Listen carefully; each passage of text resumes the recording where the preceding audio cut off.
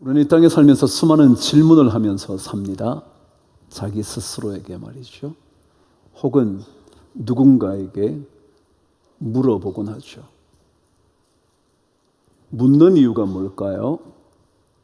좀 더 정확하게 알고 싶어서요. 만일 자신에게 무언가를 질문하고 있다면 그것은 자신이 더 알고 싶다는 열망을 가지고 있는 걸 겁니다. 예를 들자면 간단한 질문부터 우리는 늘 던지면서 삶을 삽니다. 오늘 성전에 오실 때 오늘 무슨 옷을 입고 갈까? 라는 질문을 자기에게 던지고 자신이 선택을 합니다. 아주 간단한 질문이죠. 거기에 대해서는 그리 고민할 것 없을지 몰라요. 그럼에도 작은 질문에도 오늘 이 옷을 입게 되면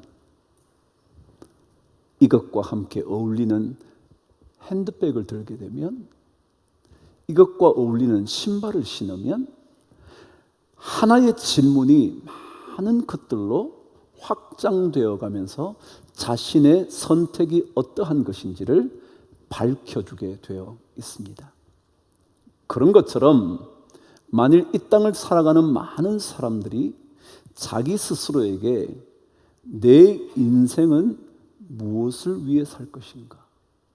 라고 만일 질문을 던진다면 그 질문이 정말 절실하다면 그 질문에 대한 답을 얻기 위하여 자신은 조금 더 깊은 인생의 발걸음을 옮겨가게 될 겁니다. 내가 이제껏 무엇을 위하여 살아왔지?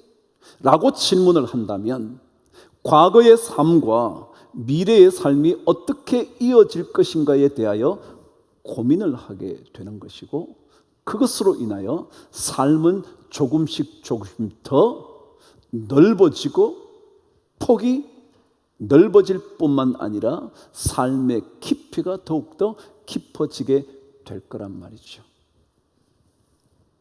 인생에도 그러하듯이 믿음의 삶을 사는 사람에게도 여전히 질문이 있습니다. 도대체 주님의 뜻은 어떤 것일까? 무언가를 선택하기 전에 주님께서 원하시는 것은 무엇일까? 질문을 던진다면 우리는 조금 더 주님께서 원하시는 것이 무엇인지를 얻어내기 위하여 우리는 고민할 것이고 시간을 투자할 것이고 그것에 대하여 자신의 삶을 살펴보게 될 겁니다. 우리가 마땅히 따라가야 할 주님의 길은 어떤 것일까? 고민하는 성도라면 조금 더 주님을 잘 따라갈 가능성이 많은 거죠. 그러니까 질문 없이 산다면 그 질문 없는 것만큼이나 삶의 방향과 삶에 대한 대답을 찾아보지 않은 채 그저 살아가게 될 가능성이 더 많다는 거죠. 세상 사람들은 이것을 자신을 잘 살펴본다 그런 얘기하죠. 우리 그리스도인들은 마찬가지로 예수 그리스도 그분께서 원하시는 진짜 삶은 어떤 것일까? 말씀을 통하여서 우리는 자꾸만 답을 찾아보려고 하는 겁니다. 오늘 저는 여러분에게 이런 질문을 던지며 시작하려고 합니다. 과연 우리의 믿음은 어떤 것일까? 라는 것입니다. 믿음이 무엇일까? 그럼 질문을 던지면 제가 답을 찾게 되어 있다고 그랬잖아요. 믿음이 무엇인가에 대한 질문을 여러분이 던지신다면 믿음에 대한 답을 성경 말씀을 통해서 찾아내려고 할 겁니다. 때때로 저는 그런 생각을 합니다. 창세기 1장에 우리의 믿음에 대하여 명쾌하게 정의를 내려놓았다면 얼마나 좋았을까? 그런 생각을 합니다. 그러나 성경은 그렇게 해두지 않았습니다.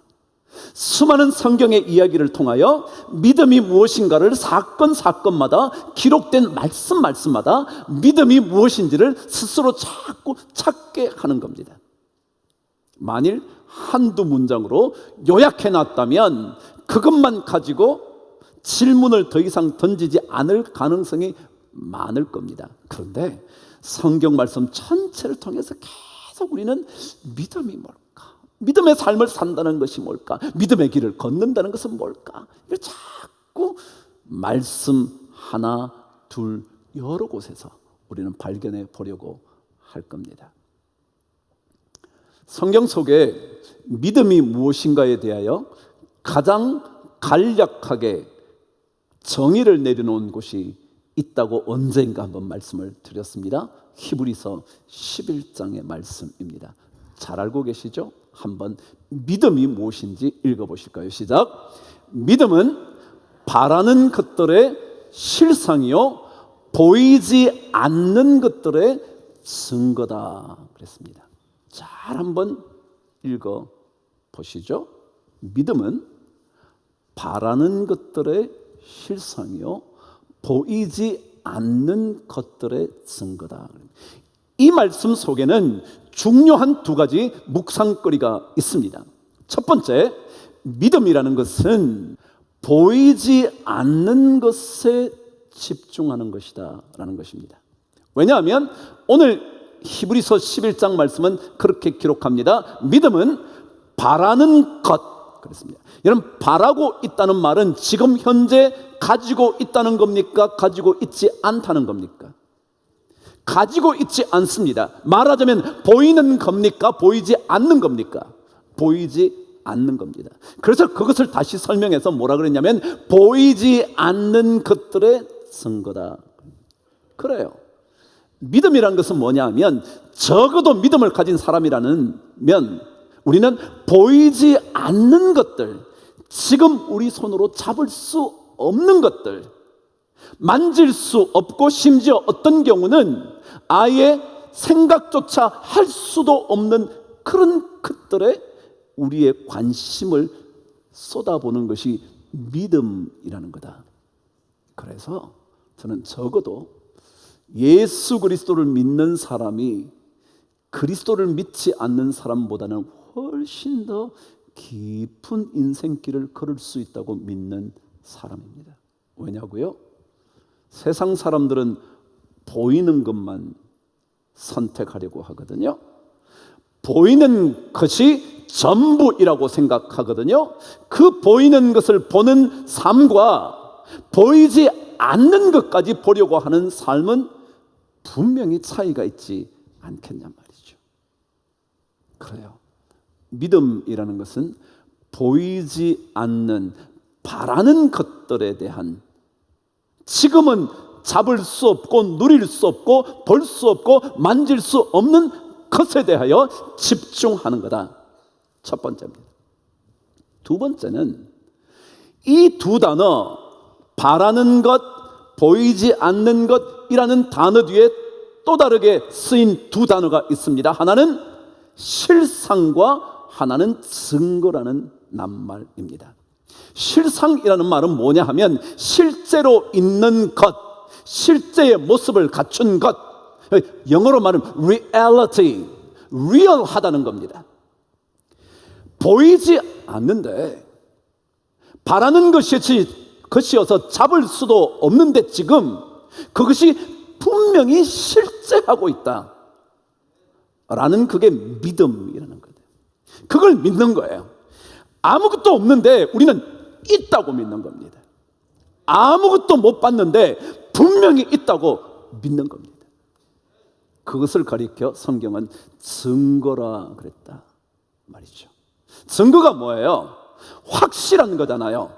범죄를 증명하는 일에 가장 중요한 확실한 것은 증거물이잖아요. 그러니까 말하자면 믿음은 보이지는 않는데 분명히 존재하고 있고 그것이 뭐라고요?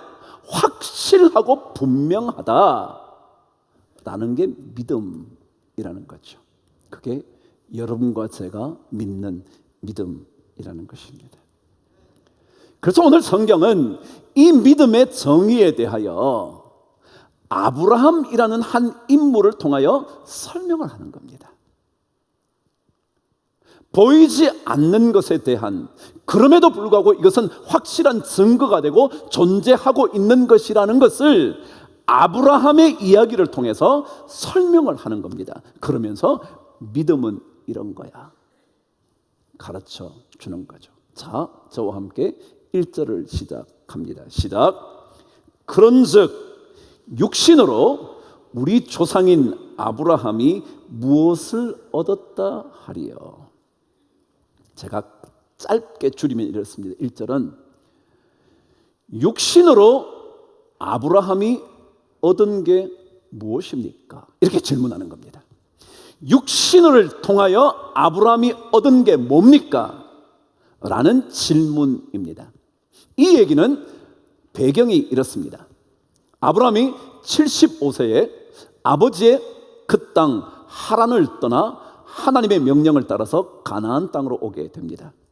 가나안 땅에 왔는데 하나님께서 그때 약속의 말씀을 주시는 것입니다. 무슨 약속을 주셨냐면 너의 자손이 하늘의 별과 같이 바다의 모래같이 많아져 큰 민족을 이룰 거다. 그럼 그런 거대한 민족을 이루려면 일단 자식을 얻어야 하지 않겠습니까? 1년을 기다렸습니다. 2년을 기다렸습니다. 5년을 기다립니다. 10년을 기다립니다. 그런데 아무런 자식에 대한 소식이 없습니다. 성경이 뭐라 그랬죠? 믿음이라는 것은 보이지 않는 거예요. 지금 안 보이는 거예요. 10년의 세월이 지나도 15년의 세월이 지납니다. 20년의 세월이 지납니다. 그럼에도 불구하고 하나님께서 말씀하신 그것의 실제가 나타나지 않는 겁니다. 자, 보이지 않는 겁니다. 그러다가 마침내 100세가 되던 그 해에, 사라의 나이 90세가 되던 그 해에 하나님께서 아들을 주시는 겁니다. 그런데 주실 그때의 상황을 오늘 로마서 4장 19절은 이렇게 기록하고 있습니다. 저와 함께 읽어보실까요? 시작. 그가 100세나 되어 자기 몸이 죽은 것 같고 사라의 태가 죽은 것 같음을 알고도 그랬습니다. 100세가 되었던 그때, 사라의 나이 90세가 되었던 그때 어떤 일이 있었냐면 아브라함의 몸은 이미 생식의 능력을 잃어버려 죽은 몸과 같이 되었고 사라 또한 아이를 가질 수 없는 태가 되어버린 아이의 생명을 탄생시키고 잉태할 만한 것이 사라져버린 그때였다는 거예요. 그때 주셨다는 겁니다. 무슨 얘기입니까? 육신으로 아브라함이 한 게 있다는 겁니까? 한 게 없다는 겁니까? 육신으로 그들이 한 것은 아무것도 없었다는 겁니다. 그래서 육신으로 얻은 것은 하나도 없다는 겁니다. 그게 오늘 첫 번째 질문이었죠. 육신으로 아브라함이 얻은 게 뭐냐? 아무것도 없었으면 육신으로 그가 한 게 없거든요. 생명의 씨앗을 사라에게 준 적도 없고요. 그 생명의 씨앗을 혹시 받았다 하더라도 사라의 태는 이미 죽어버렸거든요. 육신으로 할 수 있는 것은 아무것도 없었다는 겁니다. 그런데 그때 하나님이 생명을 주셨다. 뭐죠? 아무것도 없었는데 이삭이라는 생명이 태어난 거죠. 뭐예요? 보이지 않는 것들에 뭐가 됐다고요? 확실한 증거가 생긴 겁니다. 그의 육신으로 한 게 아니라는 겁니다. 그래서 믿음을 가진 사람들은 육신으로 한 것이 아닌 삶을 사는 겁니다. 그래서 오늘 성경 2절은 육신으로 한 게 없는 사람이라면 당연히 이런 삶을 살아야 한다. 지난 시간에도 똑같은 내용이 있었습니다. 2절을 저와 함께 읽겠습니다. 시작. 만일 아브라함이 행위로서 의롭다 하심을 받았으면 자랑할 것이 있으려니와 하나님 앞에서는 없느니라 그랬어요. 행위로 그가 무언가를 했다면, 육신의 무언가를 해서 사라가 아이를 가졌다면 자랑할 것이 있다죠. 왜요? 내가 낳았다는 거예요. 내가.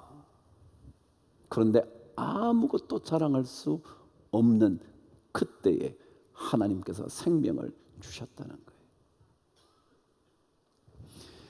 믿음의 삶을 사는 사람들은 자랑할 게 없다는 사실을 알아야 합니다.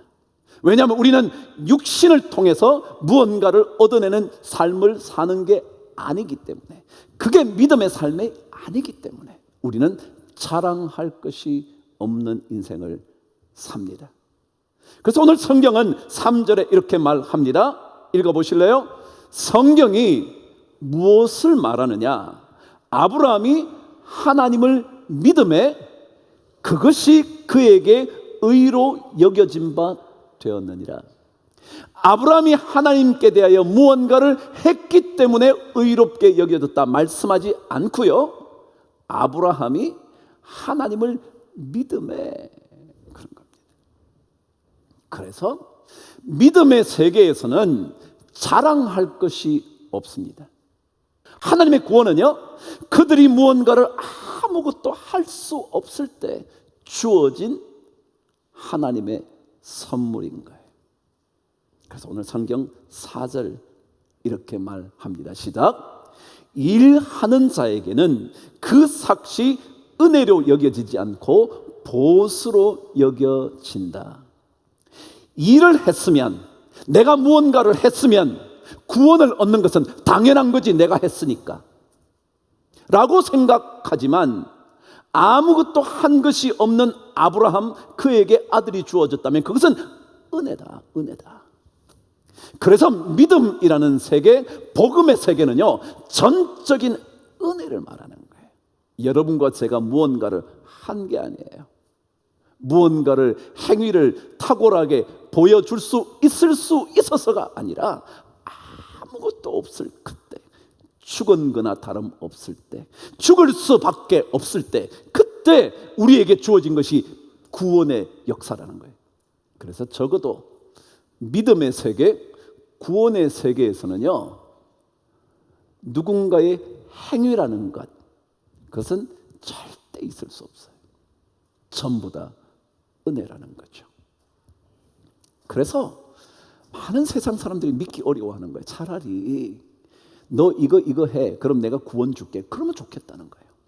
차라리 그렇게 해서 간단하게 뭔가를 행하면 될 수 있을 것 같다는 거예요. 근데 여러분, 인간은 그런 존재라고요? 아니요, 그런 존재 아니에요. 진짜 복은 어떤 거냐면, 내가 잘해서 받는 복, 내가 뭔가를 잘 행위를 해서 얻게 되는 보수, 그게 아니라 죄악과 불법이 사하여지고 가리어지는 것이 진짜 복이다. 그게 오늘 말씀 7절과 8절 말씀입니다. 한번 읽어 보실까요? 시작. 불법이 사함을 받고 죄가 가리어짐을 받는 사람들은 복이 있고, 주께서 그 죄를 인정하지 아니하실 사람이 복이 있다. 그거예요. 법대로 하자고요? 그럼 안 된다니까요. 법대로 하면 부모로서 살아남을 부모도 없고요, 법대로 하면 자식으로 살아남을 자식도 없어요. 그래서 하나님은 아브라함의 죽은 몸에서 생명을 주시는 것을 통하여 믿음과 구원에 대한 이야기를 해주시는 거예요. 구원은요, 다른 데서 오지 않아요. 여러분과 저의 선한 행위로 오지 않아요. 조금 더 선을 행하면 구원을 받기가 조금 더 쉬워지는 게 아니에요. 죄를 범했어도 예수 그리스도 십자가의 보혈의 은혜를 받으면 구원이 주어지는, 불법이 사함을 받고 죄가 가리어지는, 그게 진짜 복이지. 여러분이 조금 잘한다고요? 조금 잘하면 꼭 자랑하거든요. 큰 소리 치거든요. 못한 사람에게는 입 다물라고 말하는 거거든요. 그러고는 횡포를 부려도 괜찮다고 생각하거든요. 그래서 하나님은 그것 가지고는 절대로 하나님의 의에 이르지 못한다. 믿음은 전적으로 하나님의 선물이다. 그래서 오늘 결론이에요.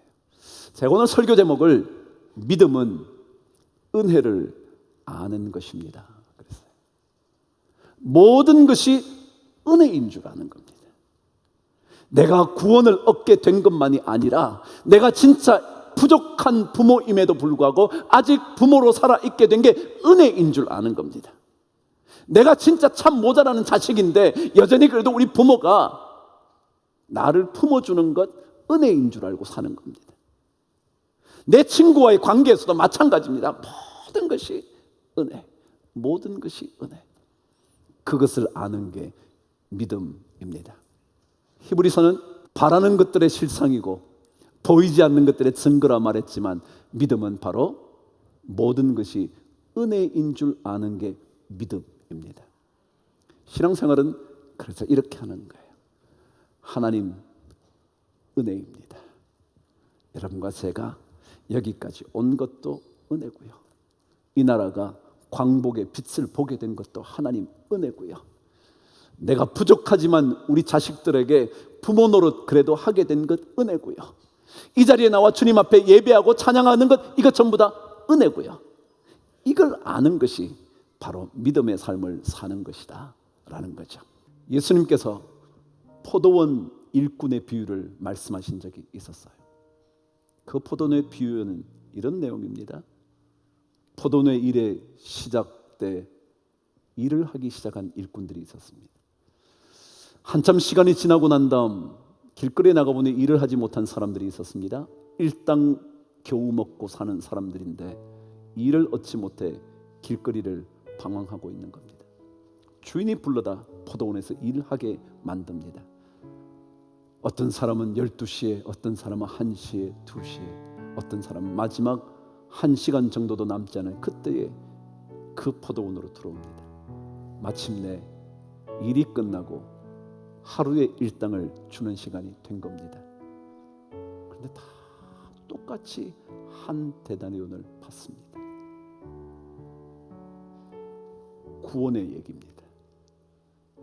어떤 사람은 아침 9시부터 수고하고 땀을 흘렸는데 이것밖에 주지 않느냐고 그는 당연한 보수를 요구하기 시작한 겁니다. 그런데 끝나갈 무렵 5시에 들어온 사람은 그 받은 것이 너무 감격입니다. 은혜입니다. 구원은 절대 여러분과 저의 삶의 행위로 얻어지는 것이 아닙니다. 거둬주시는 하나님의 선물입니다. 그래서 복음에는 예수 구원 보혈의 은혜인 겁니다.